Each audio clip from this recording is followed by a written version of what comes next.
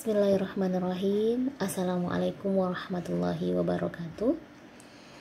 Alhamdulillahirabbil alamin. Wabihi nasta'inu ala umuri dunya waddin. Asyhadu an la ilaha illallah wa asyhadu anna Muhammadan abduhu wa rasuluhu la nabiyya ba'da amma ba'du.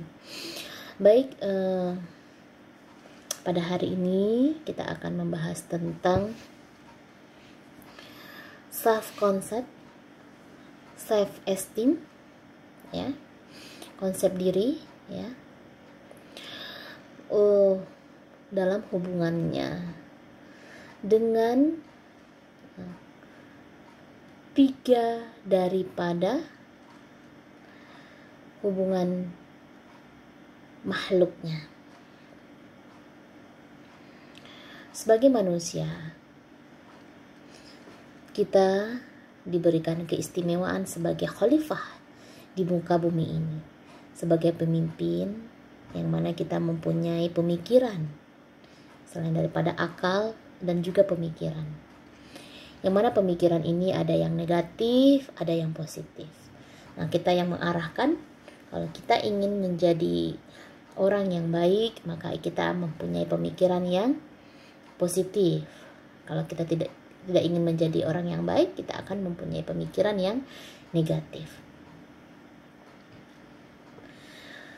Nah, ketika kita mempunyai proses pemikiran tersebut, mempunyai pemikiran yang positif, contohnya kepada konsep diri kita, untuk diri kita sendiri, kita memikirkan bahwasanya apa yang bisa saya lakukan untuk sebagai tugas saya sebagai khalifah di muka bumi ini.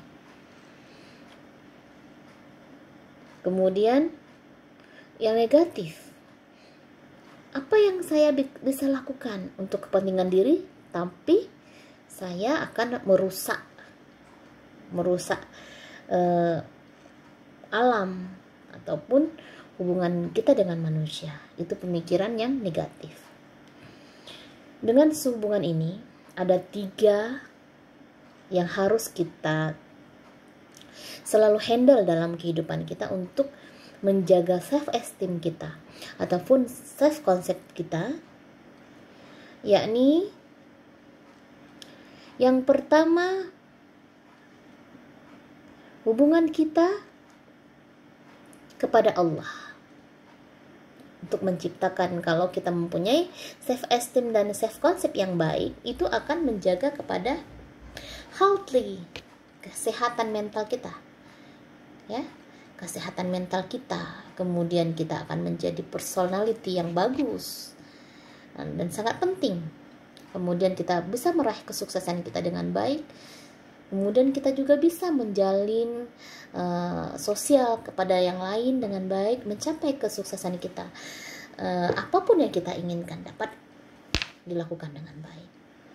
Jadi kita kembali kepada tiga yang harus dilakukan. Yang pertama adalah kita jaga hubungan kita dengan Allah.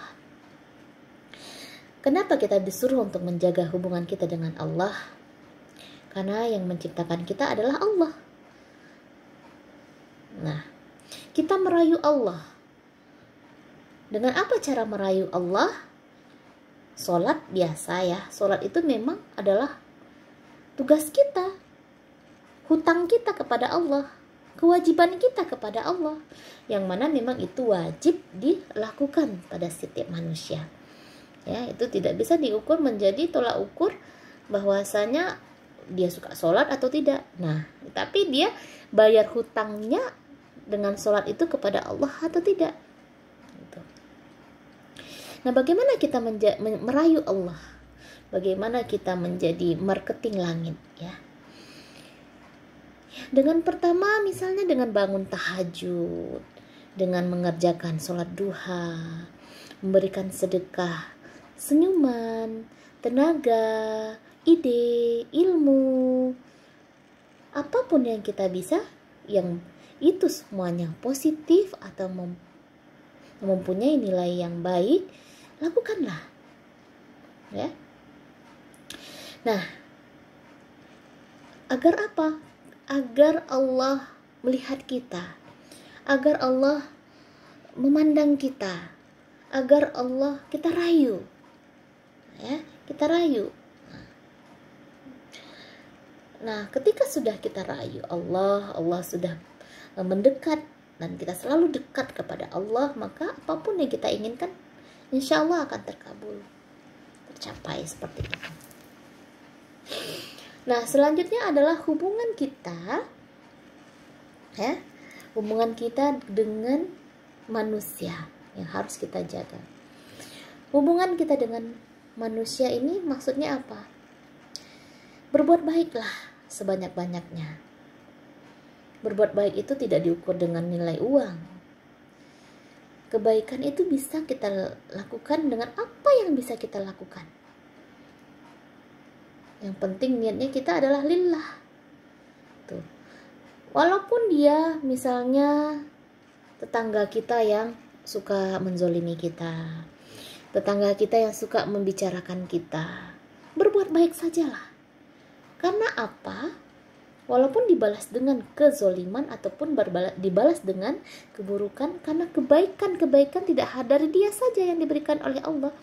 Karena kalau Allah sudah ridho, maka kebaikan-kebaikan yang lain akan ada, akan timbul, dimudahkan segala urusan-urusan kita dengan Allah.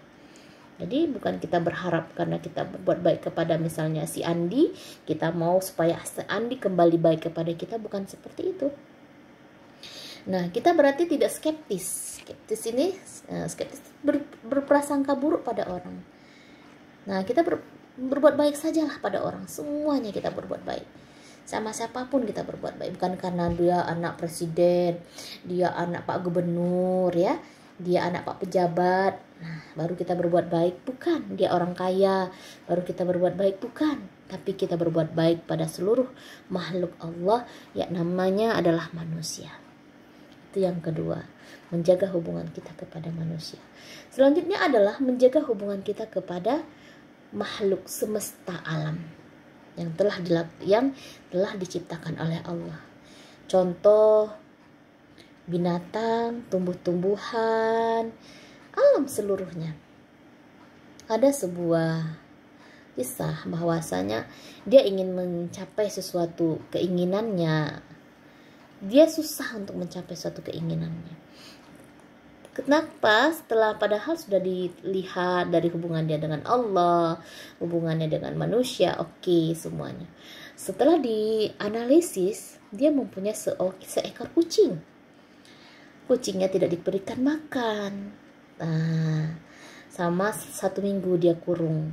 Nah, disitulah ternyata Allah tidak ridho. Berarti kita disuruh untuk seluruh makhluk kita sayangi, maupun itu tumbuh-tumbuhan, maupun itu binatang, semua yang diciptakan oleh Allah kita sayangi, kita baikin, kita openin. Nah, seperti itu. Tidak melihat siapakah itu atau apakah itu. Nah, maka konsep diri kita menjadi lebih baik. Kita menjadi kesehatan mental kita lebih baik. Nah, profesional kita lebih baik, personality kita pun lebih baik. Maka ajarkanlah kepada seluruh makhluk Allah untuk berbuat kebaikan. Karena itulah akan mempermudah kita sebagai jalan tol menuju kesuksesan kita. Mungkin hanya ini dari saya. Billahi taufiq wal hidayah. Wassalamualaikum warahmatullahi wabarakatuh. Assalamualaikum. Bye bye.